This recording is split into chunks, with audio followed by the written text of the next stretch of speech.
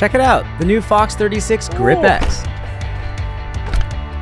That was sweet. Goonin'. What did you do? This video is the result of a big trip back to my hometown of Santa Cruz, California, and even includes some of the very first trails I learned to mountain bike on back in the 1990s. Buckle up, this is a fun one.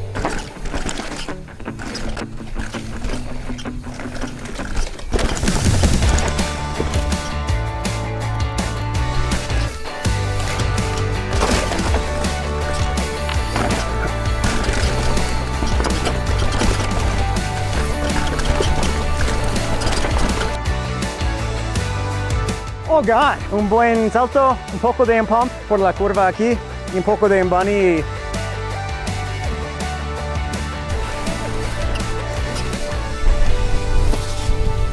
That was, hope Logan didn't get scared. So close to my head.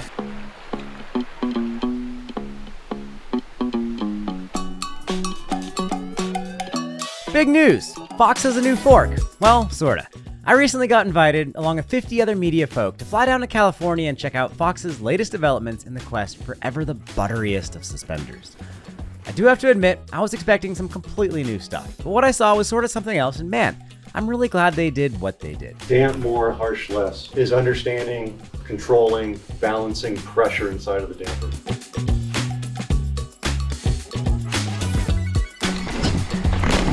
That's really what you're riding on. You're riding on a pressure signal inside of your damper, and that pressure signal is a function of the velocity that the fork's moving in and out of its stroke. Give a big thanks to my friends over at Jenson USA who sponsored this video. Thank you, Jenson. Jenson's a leading online retailer in the United States of America for mountain bikes, parts, and accessories, and they're a big dealer for Fox suspension. I've got the 36 GripX linked to in the YouTube description below. Pop over to that link, takes you to Jenson. You can read about all the details of the 36 GripX, the price, the official weights, all the available options. And then anything you do purchase from Jenson, whether it's a fork, some chain lube, an Endura kit, whatever it may be, that'll directly help support my channel. Big thanks to all of you for doing your shopping at Jenson, and big thanks to Jenson for making this all possible in the first place. I am sponsored by Shimano, so thanks to Shimano, and I am not formally related to Fox in any shape or form. They did give me this 36 GripX to try out long term. So there is that, and they did cover the costs for heading to California. Beyond that, I'm not related to Fox. I'm not obligated to say anything, as you can tell by watching the rest of this video. All right, thanks everyone. Let's jump back into the chit chat. We're gonna go learn about the brand new Fox 36 fork that's on both of our trail bikes.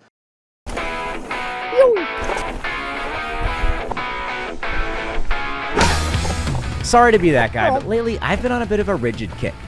So I have to ask, why are we talking about suspension in the first place? Is it even necessary? Oh, my hand almost blew off the handlebars. Okay, watch out for the roots. Watch out, slow down. Okay, steer. Well, suspension is all about control. And in general, control is simply traction. Carve. The first-hand experience just how important suspension is, well, I grabbed the same rigid bike. After all, if a good tool will do the job perfectly, it'll always be more of a story to attempt the same job with a completely wrong tool. And at the end of the day, bikes, just like vacations, are really just about the stories. Okay, less brakes, over the bumps. I've been riding my rigid bike more than ever, which has really taught me that suspension does more than we might think, but also that it's not exactly an essential item. Then again, there are times where I don't want to have to tell that story. Perhaps you agree? Let me know down in the comments below. Most obviously, you'll notice that suspension does help when you overclear or underclear a mountain bike style jump, but it also helps a ton when you're trying to use your brakes effectively. Too steep and loamy. Oh, it worked. How did that work? And when you're trying to corner without sliding out. A little light on the front brake. There we go, that felt butter. All those things significantly improve when you have some high quality suspenders on your mountain. Now let's deep dive into what this new fork is. Way better.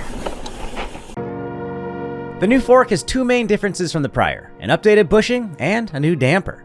The bushing is awesome, and that's what makes a fork perform generally as well as it does, but the damper is what Fox will tell you all about, and they aren't wrong. The new damper is super sexy, though the bushing is arguably more important.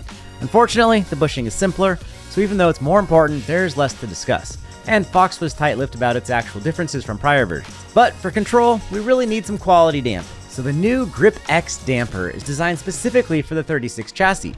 for all-around trail riders. Who is that? Probably you, probably me, maybe everyone. These forks are commonly used in the 160mm travel range and get hammered fairly hard on the descents. To be fully transparent, I absolutely do not stop and consider which fork is on my bike. I tend to ride both the 36 and 38 about the same.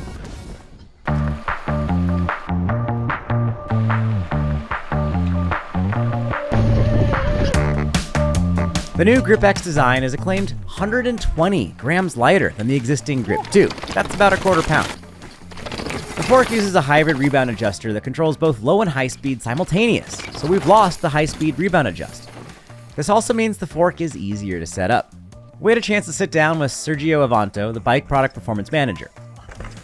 But when I landed, what I saw is everyone's putting in volume reducers in their forks and then opening the adjusters. Pretty much every customer that I would work with on the initial tunes that we had, we would go riding with them and I'd put them in the middle because I want them to be able to go up and down, and they would just start unscrewing the screws and it would be full open. And it was really that resonating with me that the methodology of tuning wasn't allowing the customers to utilize all of those clicker ranges, let's say, and part of it was driven by the need for the fork to feel different in the shop. Sergio's had an extremely successful career as a premier suspension tech for nearly every top Supercross team, including being a primary suspension guy for both Jeremy McGrath and James Stewart.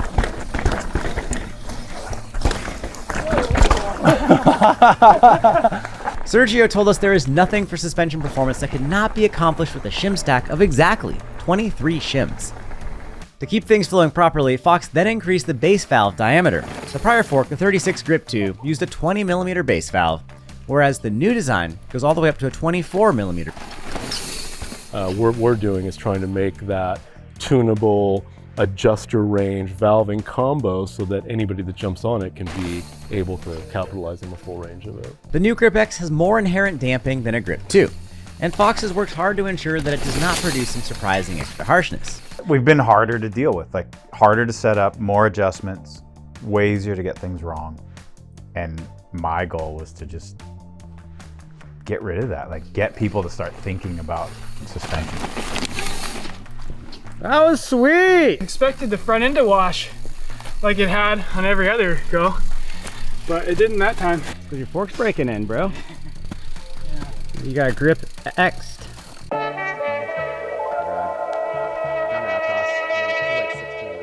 I've been using a 36 160mm travel Grip 2 forks on both my Ibis Ripmo and Orbea Occam, and I've really enjoyed these forks. Both pair well with these trail bikes.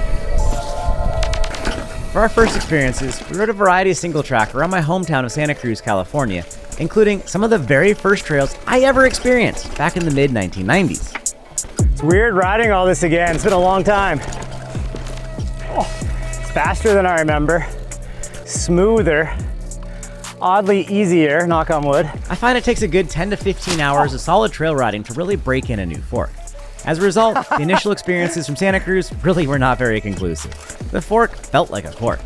These trails are not particularly aggressive, and it makes sense why I only rode hardtails as a child. High-speed sand is generally the name of the game. But upon returning to the Northwest, I did absolutely everything I could to properly shake down the new suspenders. I installed one of these new GripX forks on the front of the Pivot Shuttle SL. This fork was an awesome choice for the Shuttle SL. Also, that particular fork always felt better. It's been slightly smoother and plusher than the other unit. But with a heavier EMTB, the extra damping really helps. As your vehicle gets heavier, damping becomes more and more significant.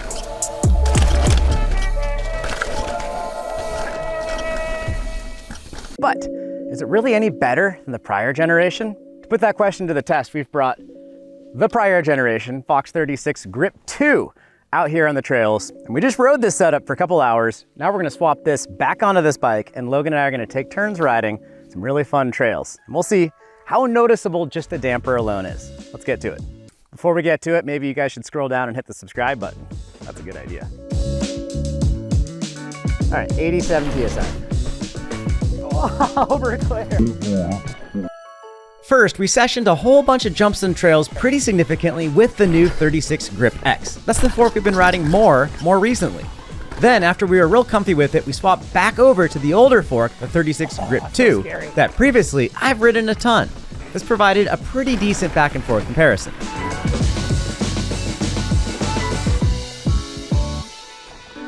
Oh, God. All right, fork swap time. Within 5 mils, same stack height. We set up both forks at the same 93 PSI. We tried our best to do the same compression settings as well. For our first test, we'd do our best to enter orbit. Feels like I didn't even go into the air at all. Just rode from the takeoff to the landing. Gotta go faster, pump more. Yeah, it was slower than I expected. Oh, yeah.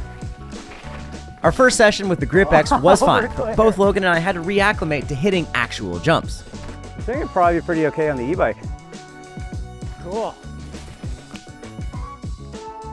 I haven't ridden this bike for ages. Kind of feels like a bike. Fast rebound. Ooh, pop, I guess. Not enough speed, I don't know. Trying to break the bike. I'm gonna try to not say it. What's that? Something about needing a lawyer. Oh, yeah. And this is the part of the video where we're Nice. just having so much fun that we stopped and sessioned this jump for a good 45 minutes. Why not? At the end of the day, the 36 GripX performed just fine on a bigger jump like this. It inspired us to keep hitting this thing over and over, and we didn't get too sore or tired.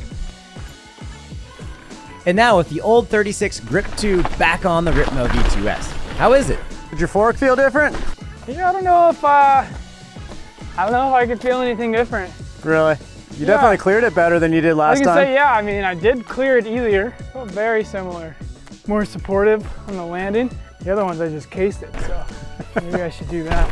Yeah.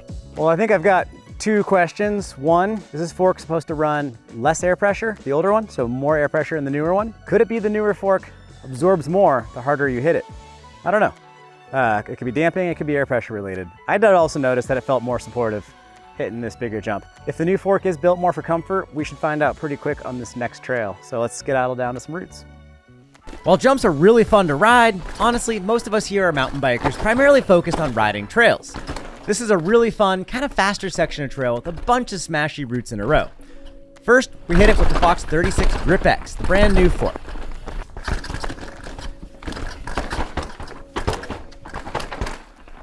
With those first few rides on the new GripX, well, I didn't really have a whole lot of complaints. I had a great time. Pretty smooth. The trail had fantastic dirt conditions, the roots are plentiful, there's a few braking bumps, but nothing too gnarly. So let's throw on the older 36 Grip 2 that we're all oh so familiar with. How was the first impressions? Let's check in with Logan. Is it harsher, softer? It's interesting. It's a little bit harsher, but I don't know, like it doesn't feel worse. Yeah. Like, I don't know, I kind of expected it to maybe feel like less predictable or maybe a little more chattery over the smaller bumps. But That's it good. seemed, I don't know, it seemed to feel pretty similar and like choosing lines, like we're pointed at where you wanted to go and it just went. No, but this one compared to the other one, I didn't feel really much difference in like if it was deflecting or not. And which was a bigger difference? Well, and you know, like it could be like we could let 5 or 10 PSI out But then it's not the same pressure. and it might feel the same because you know you could run different pressure with these different valvings. It feels a little bit harsher to me, like it feels firmer. It's not bad, but it definitely feels firmer.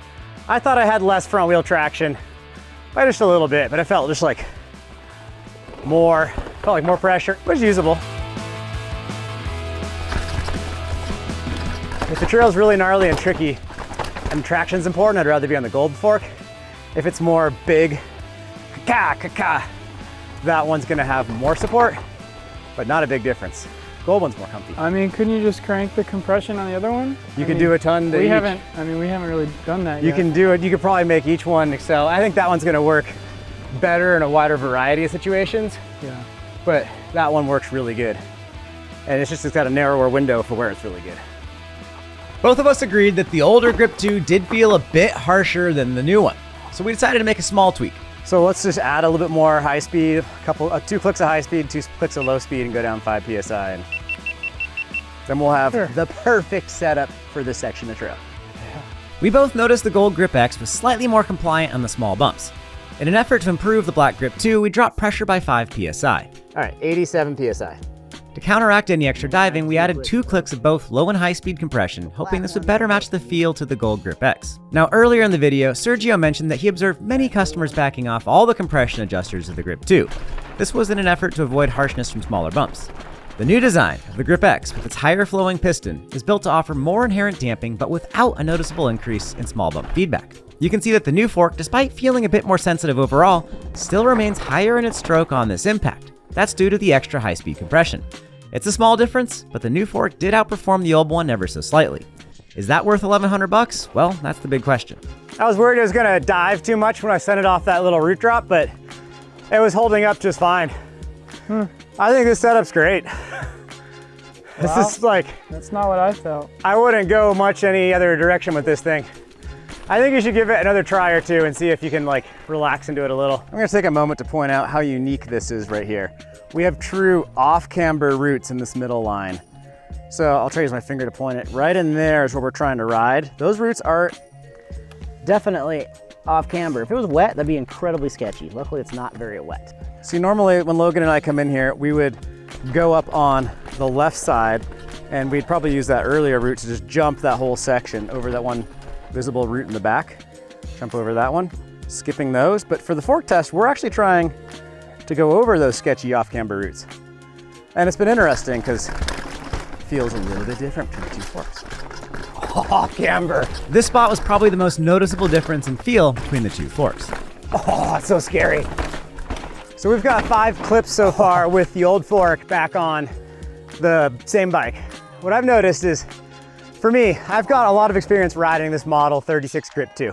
I can predict what this fork's gonna do really well, and the fork works great. So for me, this fork is turnkey, hit it, send it, grip it, rip it, all the things. The new fork, it doesn't react quite the same. So I have a harder time understanding and predicting how it's gonna feel when it hits certain things. So my trail vision needs to adapt to that newer fork. Newer fork, it does react a little bit quicker, a little bit more grip. It is a better fork, but I'm more confident still in this old one.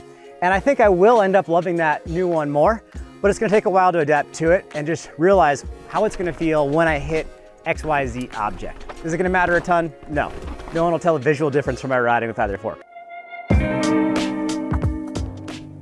People did it on the internet. This last test is more just for fun than for anything scientific for the internet. Huge props to trail builder Matt Boltz, who built this trail and shares it with the greater mountain bike public. I read an article he put together about updating the trail and realized I'd never actually seen this trail IRL. Oh God. It was like something was holding me up my back wheel. That was weird. I was like, didn't really want to pull, just wanted to ride off of it. Next thing I know, I'm like nose diving. Wheel's good. So, using the fork test as an excuse to try this trail out, we went up and sent it. And now, with the old 36 Grip 2. A little far. Yep, it feels about the same on a jump trail like this. What I learned is that I can't just ride off a drop like that after the transition from dirt. There is a little bit of a buck that'll happen if you don't bunny hop off that takeoff and control your own trajectory. Go. Lesson learned.